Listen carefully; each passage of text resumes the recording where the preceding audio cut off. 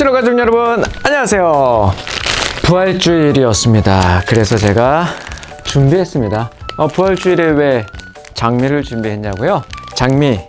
장미를 영어로 어떻게 쓰죠? 네, 로즈 쓰죠. 우리 예수님께서 일어나셨습니다. 죽음에서 사망 권세를 깨시고 다시 일어나셨습니다. 일어나다 라이즈의 과거, 로즈, 그리고 리즌, 우리 친구들 다 배웠죠? 과거 분사. 자, 예수님께서 일어나셨습니다. 그래서 우리 장미로 예수님의 부활을 축하해보는 것이죠. 예수님은 더 이상 십자가에 매달리지 않으셨습니다. 그래서 이렇게 십자가는 비어 있어요. 저도 지금 이렇게 십자가를 목에 걸어봤는데요. 우리 예수님께서 죽음을 깨뜨리시고 3일 만에 부활, 다시 살아나셨습니다. 자, 이 부활이라고 할 때 이 부는요, 우리가 한자로 이렇게 쓰는데요. 다시 부자입니다. 다시 부. 영어로 굳이 얘기하자면 다시라고 이야기할 수 있고요. 여기에 따라서 우리는 다시 사셨다라고 표현도 하고, 또 앞에 회복이라고도 써요. 그래서 회복은 regain, 다시는 again, 다시 사시고 회복시켜 주시는 우리 예수님의 이 부활 사건은 아무리 강조해도 지나치지 않습니다. 오늘 청신호 주제는 조금 색다른 주제를 가지고 왔는데요. 요즘에 우리 친구들 혹시 이 선수를 아시나요? 운동뿐 아니라 구독자 수 60만 명을 보유한 인기 유튜버 크리에이터이기도 합니다. 그녀는 식빵 언니라는 캐릭터로 지금 유튜버 채널을 운영 중이죠. 우리 채널은 언제 10,000명 넘어보나? 어찌됐든 경기 중에 했던 이 욕설을 이 배구하는 언니와 결합해서 만든 이 채널명인데요. 대중의 사랑을 넘어서 국가의 자랑이 된 그녀의 인기를 실감있게 하는 대목입니다. 식빵으로 순화할 만큼 18은 그 누구도 맘 편히 발음하기에는 머뭇거려지는 그런 숫자이지요. 이 단어가 갖고 있는 어떤 폭력성과 분노 지수가 있기 때문에 함부로 입에 올리기가 어려운 것이 사실입니다. 얼마 전에 많은 이들에게 큰 울림을 주었던 연극이 한 편 있어요.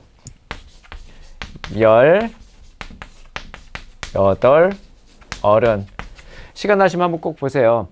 만 18세가 되면 보육원을 나와서 누구보다 일찍 어른이 되어서 살 수밖에 없는 18의 이야기입니다. 나이를 의미함과 동시에 어쩌다가 어른으로 살아야 하는 한 소년의 분노가 서려 있는 이 18이라는 이 숫자는 지금도 이렇게 퍽퍽한 사회에 내던져진 한 영혼의 어떻게 보면 울부짖음이라고 볼 수 있겠어요. 넌 18번이 뭐니? 노래방에서 이런 이야기 간혹 듣죠. 애창곡이나 개인기를 지칭하는 말이죠. 자주 쓰는 이 18번이라는 단어는 사실 일본에서 건너온 말이에요. 17세기 무렵에 일본 가부키 배우 중에 이치가와 단주로라는 그 사람이 있었는데 자신의 가문에서 내려오는 훌륭한 희곡 기회를 18가지로 간추리고 정리해서 가부키 18번이라고 부른 것입니다. 이 단주로 가문의 자랑스러운 18번인 만큼이나 자기 자신을 너무나도 자랑스러워하는 동물이 하나 있어요. 야생조류지만 토종 텃새인 꿩이 그 주인공입니다. 꿩. 이 꿩은 각각 수컷은 장끼라고 부르고요, 암컷은 까투리라고 부르고 꿩 새끼는 꺼병이라고도 불린다고 해요. 예로부터 사람과 친근한 새라 그런지 이 꿩에 관련된 이야기도 유난히 많습니다. 우리가 꺼벙이라는 말 들어봤죠? 이 꺼벙이가 이 꿩의 새끼 꿔병이에서 온 말이래요. 어찌됐든 이 전라의 동화에는 물론이고 꿩 대신 닭, 꿩 먹고 알 먹고 꿩 구워 먹은 소식 등등 이런 많은 속담들이 있어요. 그리고 어떤 사교적이고 세련된 여자를 서울 까투리라고 하는 이런 비유적인 표현도 있답니다. 그 중에서 지금도 가장 많이 쓰이고 있는 이 장기자랑이라는 표현 있죠. 이 장기자랑은 아름다운 18개의 깃으로 이루어진 수컷 장기의 꽁지 깃털에서 유래한 말이에요. 암컷을 향한 본능적인 구애의 그 몸부림이 인간의 눈에는 그저 자신의 꽁지 깃털을 뽐내는 자랑에 지나지 않았나 봅니다.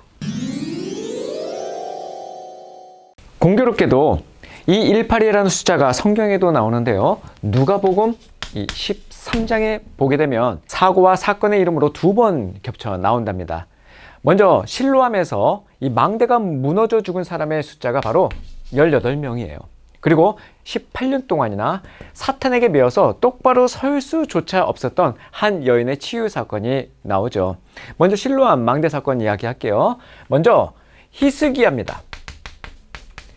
구약에 나오는 그 왕의 이름이죠. 이 히스기야 왕이 전쟁을 하기 위해서 기혼샘에서 끌어다가 만들어 놓았던 이 실로암 목가에서 수로 공사를 하다가 그만 망대에 깔려 18명이 사망 사건이 생깁니다. 또 하나, 안식일을 골라서 예수님께서 18해 동안 한 번도 허리 펴보지 못한 그 여인을 예수님께서 고치신 사건이 나오죠.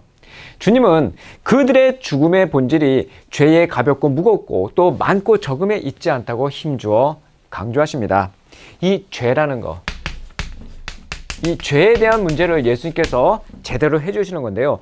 이 죄는 많고 적고 가볍고 무겁고 거기에 따른 것이 아니라 모든 죄는 하나님 앞에서의 죄이고 그 죄는 다소와 경중의 구분을 막론하고 모두 어디에 처해진다? 사형에 처해진다. 이게 죄예요. 굉장히 무섭습니다. 따라서 살면서 요만큼의 죄라도 요만큼 요거를 한자로 어떻게 표현하냐면 홀이라고 해요. 홀이의 죄라도 지은 사람은 예외 없이 어디로 간다? 사형으로 간다. 그런데 하나님의 은혜가 가입되지 않은 이 우리들의 운명이 바로 이런 운명이라는 거예요. 그럼에도 자기들은 마치 그 지옥의 형벌과는 전혀 무관한 사람들인 것처럼 다른 사람에게 닥친 불행이나 비극을 죄와 결부시켜서 함부로 평가하는 거죠. 죄를 지어서 이 18명이 실로암 망대에 그렇게 죽었다고 말이죠. 주님은 그러한 자들에게 크게 노하시면서 이렇게 말씀을 하셨어요. 내가 너희에게 말한다. 너희도 회개하지 않으면 모두 멸망할 것이다. 우리가 해야 할 것은 선하게 살고 착한 일을 많이 쌓아서 하나님 앞에 내놓는 것이 아닙니다. 오직 우리는 주님의 이 십자가 공로만을 의지하는 자, 회개하는 자로 주님 앞에 서야 한다는 거예요. 그 길만이 주님과 화목한 자가 되는 유일한 길입니다. 안식일에 병든 여인을 고치심으로 자신을 죽음으로 몰고 가신 그것도 비슷한 이야기예요. 이 사건 역시 안식일을 철저하게 지키는 율법의 행위가 오히려 은혜의 주님을 죽이는 결과를 낳는다라고 하는 이 행위와 은혜를 극명하게 대조시키는 사건이죠. 유대인들은 안식일을 지키라는 하나님의 명령 속에 들어있는 그 하나님의 진짜 마음을 알지 못합니다. 그래서 그들은 자그마치 613개의 그 미시나의 규례와 전승 속에서 무려 39가지의 안식일 규례를 만들어 놓았어요. 이건 율법도 아니에요. 자기네끼리 만든 장로의 유전 같은 거예요. 이것만 잘 지키면 안식일을 지키는 것이라고 오해하고 있었던 겁니다. 은혜의 주님 앞에서도 율법에 의지하여 행위를 자랑하는 이 빈약한 그들의 민낯이 드러난 것이죠. 또한 성전을 지어놓고 하나님을 그 안에 가두어 놓았어요. 이 성전으로 하나님을 대신하기 시작했단 말입니다. 시공을 초월하시는 그 영이신 하나님을 어떻게 건물에 가둬 놓습니까? 하나님은 성전이나 율법에 갇히신 분이 아니세요. 영이신 하나님은 당신의 이름과 그 눈과 마음을 우리들에게 다 내어주신 분이세요. 일본에는 굉장히 중요한 시대를 연 사건이 있는데요. 바로 도쿠가와 이에야스입니다. 바로 에도 시대를 열었어요. 그가 이런 얘기를 했습니다. 인생은 무거운 짐을 지고 먼 길을 가는 것이다. 이게 바로 뭐다? 인생이다. 무거운 짐을 지고 먼 길을 가는 것이다. 과연 그럴까요? 먼 길을 가기 위해서는 험한 산도 넘고 깊은 물도 여러 번 건너야 합니다. 때론 진흙탕에 엎어지기도 하고 가시밭길에 상처를 입기도 하죠. 그래서 우리에겐 그것이 무거운 짐으로 느껴집니다. 그러나 우리에게 필요한 것은 강력한 힘이에요. 힘. 짐과 힘. 수고하고 무거운 짐은 주님께 가져다 내려놓아야 할 것입니다. 그러면 그분은 쉼을 주시고 힘을 주세요. 그래서 우리는 이렇게 고백할 수 있습니다. 오직 나의 힘은 그분을 찬송하는 것이다. 나의 힘은 그분을 찬송하는 것이다. 나는 오늘 무엇을 사랑하고 무엇을 자랑하고 있는가? 무엇을 힘삼아 오늘을 살아가고 있는가? 그를 사랑하는 자, 그를 자랑하게 될 것입니다. 출애굽기 15장 2절을 말씀드리고 오늘의 영상 마무리할게요. 여호와께서는 내 힘이시며 내 노래시며 내 구원이 되셨습니다. 주는 내 하나님이시니 내가 주를 찬양할 것입니다. 주는 내 아버지의 하나님이시니 내가 주를 높일 것입니다. 다음 시간에 만나요.